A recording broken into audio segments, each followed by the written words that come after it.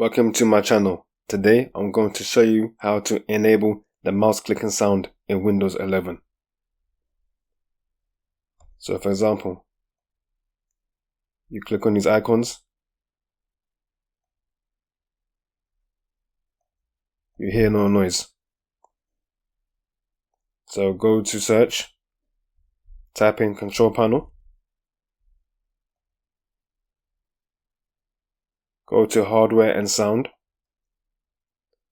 go to sound, and click on sounds.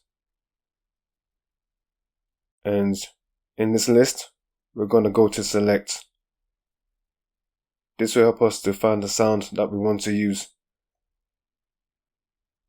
or will help us to find the clicking sound. So go to the list, and to find that clicking sound, go to Windows Navigation Start. This one over here. Test it first.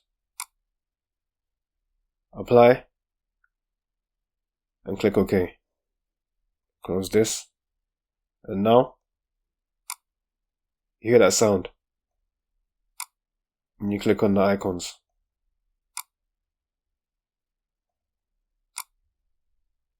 And that's how you enable the mouse clicking sound on your computer when using Windows 11.